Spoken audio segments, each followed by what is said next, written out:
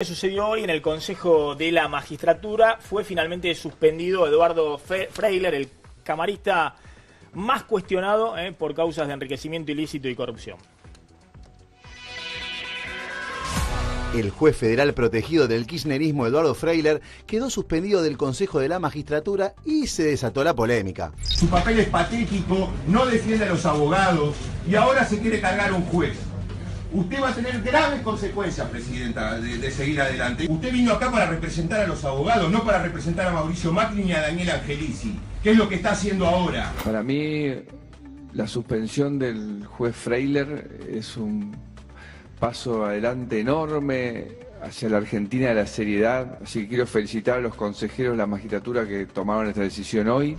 Ya en mayo pasado habían querido expulsarlo por omitir datos en sus declaraciones juradas, incremento de patrimonio y hasta motivos falsos para obtener licencias con goce de sueldo. Pero no habían podido por la sorpresiva ayuda del consejero Jorge Daniel Candis, que decidió votar en contra del pedido. En el año 2007, el Consejo de la Magistratura, y a mí me preocupa esto, lo autorizó al doctor Freyler a realizar actividades comerciales.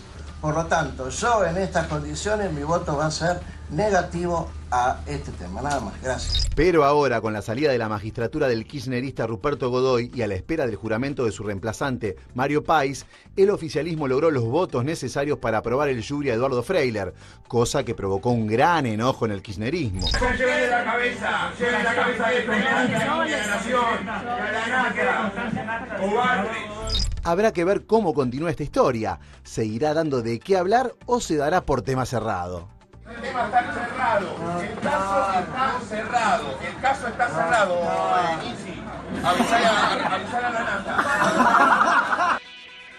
Bueno, ahí estaba uno de los diputados, ¿no? Del Rodolfo Tailade, sí, representante del kirchnerismo en el Consejo de la Magistratura. Exactamente, defendiendo al juez Eduardo Freyler. Sí, en realidad lo que cuestionaban era la maniobra política que se había generado. Lo que pasó concretamente es que se consiguen los 8 votos, es decir, los 2/3, necesitaban 9 porque son 13 los integrantes del Consejo de la Magistratura, pero faltaba uno que era casualmente que estaba por tomar juramento en la Corte Suprema, en el edificio de la Corte, muy cerquita donde está el edificio, la sede del Consejo de la Magistratura, que era Mario País, senador por el peronismo, que iba a reemplazar a Ruperto Godoy, corrido también por una situación, bueno, que también seguramente lo tiene que definir la Corte Suprema. Lo habían citado a las 9 de la mañana para tomarle juramento. En el Consejo de la Magistratura, la audiencia para hoy estaba prevista para las 10 de la mañana. En el medio, en el kirchnerismo denuncian que casi que lo retuvieron a el senador que tenía que jurar para que se pudiese votar entonces con un voto menos. Enterado de esta situación, Ruperto Godoy, que era el echado, que estaba acompañando al senador que tenía que jurar, sale corriendo, se va para el Consejo de la Magistratura, intenta ingresar, intenta votar, no lo dejan porque ya había una sentencia en su contra que lo habían echado, y entonces consigue el oficialismo los 8 votos, los 2/3, para poder suspender e iniciarle el juicio político al camarista Freyler, que entre otras cuestiones ha tenido, por ejemplo, ha ratificado el procesamiento en su momento de Mauricio Macri por la causa de las escuchas. Bueno, acá hay dos temas, ¿no? Freyler es como Yarvide, pero más prolijo. Digamos, ¿coincidimos en eso? No sé si tan prolijo, porque mira, las causas tiene 5 causas: mal desempeño por omitir No, digo, datos por el caso de enriquecimiento ilícito, por la mansión, por los autos, por todo lo que se investiga en el caso de Freyler. Freyler es un juez que es indefendible. Pero, bueno, el gobierno hoy apeló... El problema es que el gobierno actuó como el kirchnerismo. Hoy apeló a una Freyler maniobra... es igual a Ollarvide. La diferencia entre Freyler y Ollarvide es que Freyler tiene una mansión en la esquina de Olivos, tiene caballo de carrera, auto de colección, y no lleva eso a cuestas. En cambio, Ollarvide llevaba su anillo de $250.000 a todos lados y andaba con eso encima. Entonces se le notaba donde fuera que era lo que era Ollarvide. Sí, pero los patrones de conducta de los dos jueces son más o menos parecidos. Sí, Mira, las causas son omitir datos de su declaración jurada, presunto enriquecimiento ilícito porque sus ingresos no condicen con su patrimonio. Se habla de hasta 17 millones entre el 2012 y el 2016, que no se puede justificar de ninguna manera, ni con el blanco, ni con el negro, ni con nada. Una deuda impositiva, además, que tampoco pagó. Licencias que se tomó como juez sin justificar y ausencias también en momentos importantes cuando no había pedido licencia, tampoco sin justificar. O sea, son muy parecidos con Ollarvide y es muy parecido lo que hizo el macrismo hoy con lo que la pregunta hacía es si el fin poder. justifica los medios o si simplemente el gobierno debería dejar expuesto que Freiler hoy está abrazado al kirchnerismo, digamos, que lo banca el kirchnerismo, así como no se pudo en su momento porque el peronismo lo bancaba a Ollarvide, nadie pudo echar hasta el día que se jubiló a Ollarvide.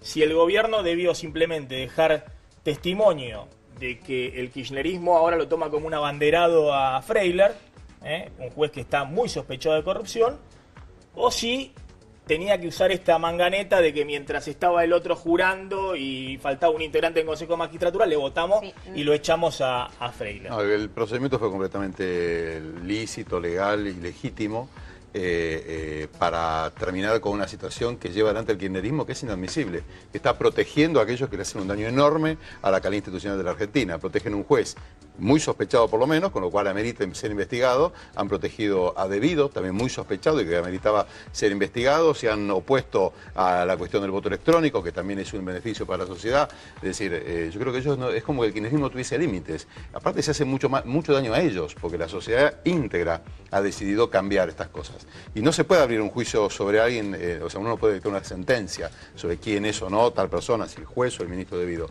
Pero lo que sí, la sociedad, me parece que la gente merece saber. Pero Regazzoni, ¿no le parece que debería haber estado o País o el anterior o Godoy, debería haber estado el representante? Imagínese si le pasara a usted esa situación.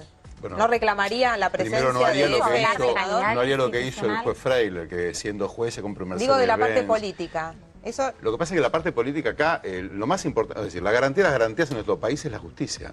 Incluso el final del camino son los que por supuesto, Freiler puede judicializar la cuestión, entonces, presentar un amparo. Tiene 1000 recursos, nadie ha dicho que sea culpable. Que es el rol del presidente de la Corte, Ricardo Lorenzetti, ¿no? En todo esto que, bueno, se sospecha también de una maniobra del presidente de la Corte, porque en el momento en el que estaban esperando para tomar el juramento, entra Jaytón de Nolasco, otra de las juezas, y dice, ¿qué está pasando? ¿Por qué no le toman juramento?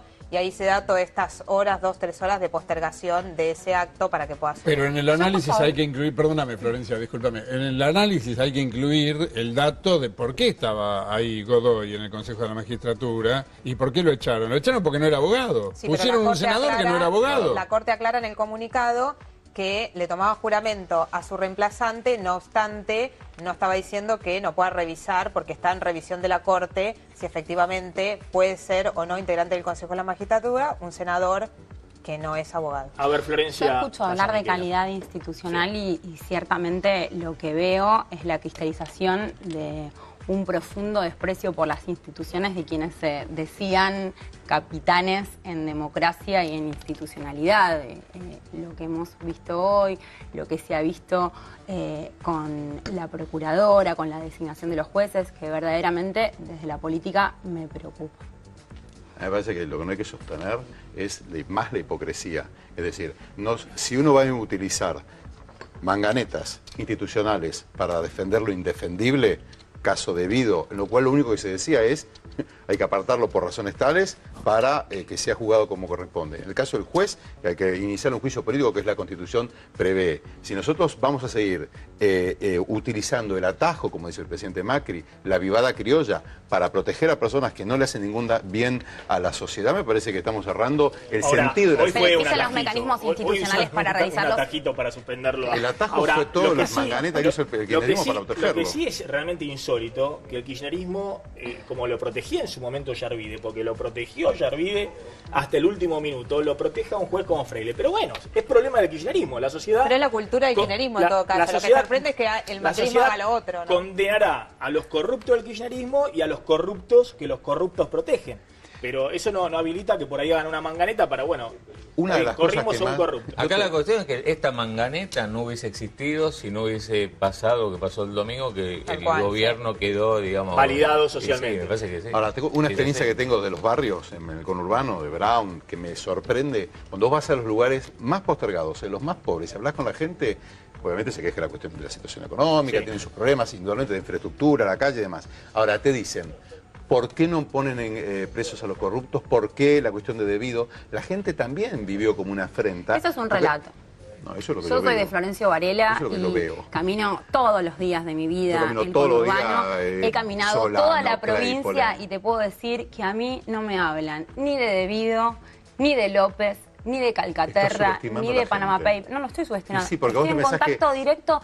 Yo entiendo que la corrupción es un tema que hay que discutirlo, que la justicia debe avanzar rápida y efectivamente. ¿A vos te parece que a una persona ahora que no vive podemos convive enredar a con la un plan política social constantemente en un momento en un momento como el que estamos viviendo, empantanarnos con temas que evidentemente se deben resolver por otro lado, porque también genera frustración, genera dolor y generan muertes las malas gestiones.